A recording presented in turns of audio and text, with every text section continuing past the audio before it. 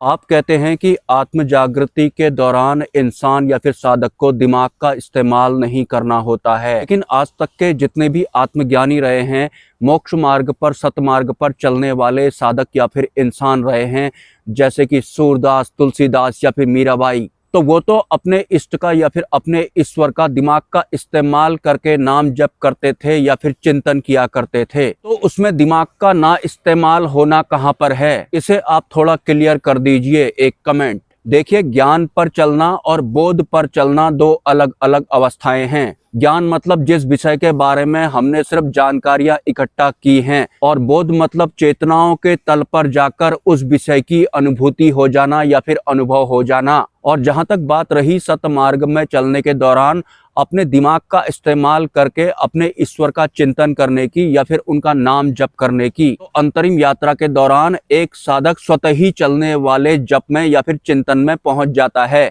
मतलब उसके बाद उसे कोशिशें नहीं करनी पड़ती हैं। मतलब हमारे भीतर भजन स्वतः ही चल रहा होता है। जैसे हमारी सांसें स्वतः ही चल रही हैं, वैसे ही ईश्वर का चिंतन स्वतः ही हमारे अंदर होने लगता है। उसके बाद साधक को प्रयास नहीं करना पड़ता है, दिमाग का इस्तेमाल नहीं करना पड़ता है, वो फिर स्वतः ही होने वाली अवस्था में पहुंच जाता है। ये जितने भी सिद्ध पुरुष रहे थे या फिर जितने भी आत्मज्ञानी रहे थे जो सतमार्ग पे चले थे या फिर मोक्ष मार्ग पे चले थे, वो अपने ईश्वर का चिंतन किया नहीं करते थे, चिंतन में वो होते थे। मतलब स्वतः ही चिंतन या फिर आत्म मंथन होने वाली आंतरिक अवस्था का संचार उनके भीतर होता था। एक इंसान जो ज्ञान पर चल रहा है वो बोध पर चलने वाले इंसान या फिर साधक की अवस्था को महसूस नहीं कर सकता है, भले ही वो कितना भी दिमाग का इस्तेमाल कर ले। लेकिन जो इंसान या साधक बोध पर चल रहा है वो ज्ञान पर चलने वाले इंसान या साधक की अवस्था को महसूस कर सकता है, उसे उसी की भाषा में समझा भी सकता है। तो बोध पर चलने वाले साधक को अगर स्वतः ही होने वाली व्यवस्था के बारे में आम जनता को बताना होगा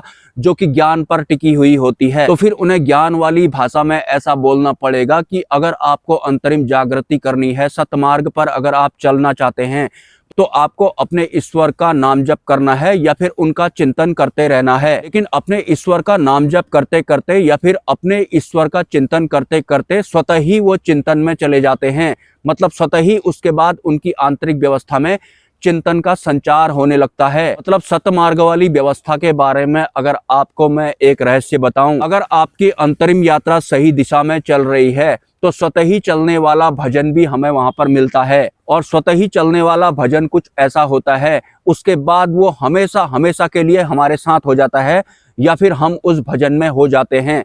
मतलब हम स्वतः ही चिंतन में रहते हैं, भले ही हम उसके बाद इस भौतिक जगत में कुछ भी बोल रहे हों, एक भजन स्वतः ही हमारे भीतर निरंतर चलता रहता है। लेकिन अगर एक आम इंसान को जो कि ज्ञान पर चल रहा है, उसे अगर मैं बताऊंगा कि मेरे भीतर अपने आप ही एक भजन चलता रहता है, तो फिर वो बोलने लगेगा कि कैसे वो भजन चलता है, मुझे तो भजन करना पड़ता है, अपने आप तो भजन होता नहीं है, मैं तो दिमाग का इस्तेमाल करता हूँ और उस हिसाब से ही नाम जप या फिर मंत्र जप करता हूँ, अपने आप भजन कैसे चलता है, अगर आप मुझे ये बता दें तो आपकी बहुत कृपा होगी। तो फिर उन सिद्ध पुरुषों को, ज्ञान में चलने वाले उन साधकों से ऐसा बोलना पड़ता है कि तुम्हें निरंतर अपने ईश्वर का चिंतन करते रहना है और उसके बाद तुम्हें मोक्ष प्राप्त हो जाएगा। लेकिन निरंतर चिंतन करते करते जो चिंतन होता है वो अपने आप ही होने लगता है। मतलब उसके बाद हमें करने की जरूरत नहीं पड़ती है, कर्ता हमारा वहां पर विलुप्त हो जाता है। ऐसी अवस्था में भी मोक्ष मार्ग में चलने वाले साधक पहुंचते हैं। और वास्तविकता तो यह है कि उसके बाद जाकर ही हमारी मोक्ष मार्ग की यात्रा की शुरुआत होती है। उससे पहले तो प्रयास होते हैं, दिमाग का जमकर इस्तेमाल किया जा रहा होता है। देखिए, आपको अंतर्ध्यान करना है। सबसे पहले आपको अपने आप को सरल बना देना है, सहज बना देना है। आंख बंद करनी है आपको, बाकी सभी चीजों को आपको माया मान लेना है। शरीर में अगर हलचल हो रही है तो उसे भी आपको माया मान लेना है और आंख बंद करके अपने आप को थोड़ा और सरल, थोड़ा और हल्का करना है। आंख बंद करके जब आप बैठे हैं, क्या आप सहजता से बैठे हैं, क्या आप सरलता से बैठे या फिर लेटे हैं? कहीं किसी भी तरह का तनाव तो आपने नहीं लिया हुआ है? व्यक्तिगत उपलब्धि कहीं बैठने के दौरान या फिर लेटने के दौरान आपके साथ में तो नहीं बैठ गई है? क्या वास्तव में अंतर्ध्यान करने के लिए आप सही तरीके से बैठे हैं? कहीं किसी तरह का तनाव तो नहीं है? कहीं आपके अहंकार ने आपकी गर्दन को खड़ा तो नहीं किया हुआ है? तो इन छोटी छोटी बातों के साथ आपको अंतरिम यात्राएं करनी है। आपको अपने शरीर को भार रहित कर देना है। आपको अपने शरीर में किसी भी तरह का कोई भी तनाव नहीं लेना है। क्या आप सहजता के साथ ध्यान करने के लिए बैठे हैं, या फिर मानव निर्मित व्यवस्थाओं ने जैसा आपको बैठने के बारे में बताया था सबसे पहले आप उसी हिसाब से बैठ रहे हैं, और फिर भी दिलो दिमाग से सब कुछ हटा देने के बाद, सब चीजों को माया के ऊपर थोपने के बाद भी आपको तनाव जैसा महसूस हो रहा है?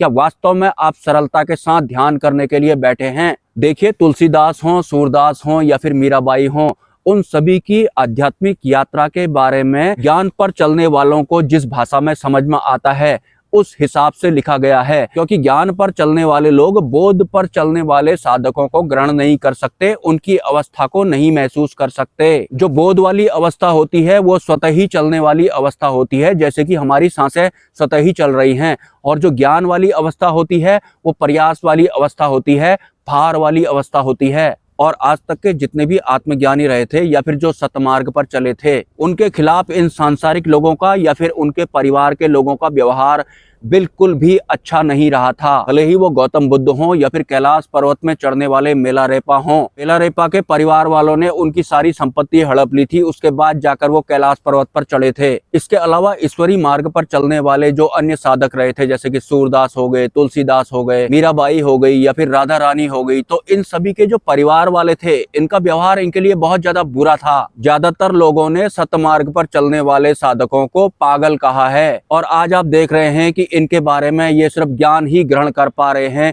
इनकी अवस्था को छू भी नहीं पा रहे हैं। और ज्यादातर जो साधक होते हैं, इतिहास गवा रहा है कि उनके ही परिवार वालों द्वारा या फिर उनके पड़ोसियों द्वारा या फिर इस संसार द्वारा उन्हें पागल कहा गया है। तो अगर आपको भी आपके परिवार वाले पागल बोल रहे हैं तो आपको इसमें ज्यादा टेंशन लेने की जरूरत नहीं है। और भले ही सिद्धि मार्ग हो या फिर मोक्ष मार्ग हो, इन दोनों मार्गों पर एक इंसान या फिर साधक को जितनी भी उपलब्धियां प्राप्त होती हैं, उसकी वास्तविक कीमत यही होती है कि उसके परिवार वाले या फिर ये संसार वाले उसके साथ बहुत ज्यादा बुरा व्यवहार करते हैं। आप में से जिसके भी साथ सिद्धियां चल रही हैं या फिर शक्तियां चल रही हैं या फिर मोक्ष मार्ग का उच्च स्तरीय ज्ञान अगर आपको समझ में आने लग रहा है, तो उसकी एक बहुत बड़ी कीमत आपने चुकाई भी होगी। जैसा कि बहुत सारे साधक बोलते हैं कि मुझे तो लोग पागल कहते हैं या फिर मेरे साथ बुरा व्यवहार करते हैं, लेकिन इन सब के चलते आपके पास वो है जो इन लोगों के पास कभी नहीं होगा। एक बात बताइए, अगर सिद्धियां और शक्तियां छीन ली जाएं आपसे, या फिर आपके अंतकरण का उच्च स्तरीय ज्ञान ग्रहण करने का जो विकास हुआ है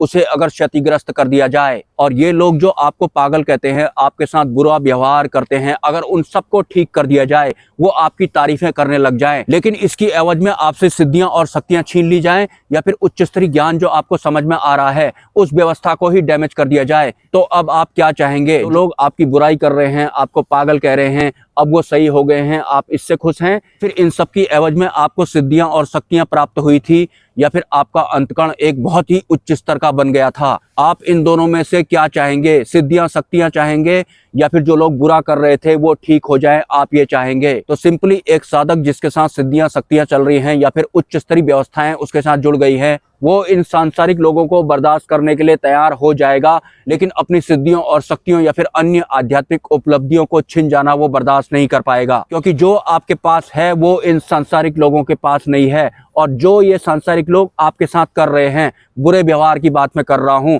वही आपकी उपलब्धियों की वास्तविक कीमत है। एनीवेज, एक कमेंट आया था मुझे कि क्या आप मेरे बारे में कुछ बता सकते हैं? देखिए, सिद्धियां और शक्तियां कुछ चल रही हैं आपके साथ में, आप तो ये सब बस दूसरों से सुनना चाहते हैं कि कोई बोल दे कि मेरे पास कितनी शक्तियां हैं या फिर कितनी सिद्धियां हैं। खैर, सपोर्ट अगर आप करना चाहें तो इस QR कोड पर या फिर इस UPI ID पर कर सकते हैं। मिलते हैं किसी नेक्स्ट वीडियो में। नमस्कार।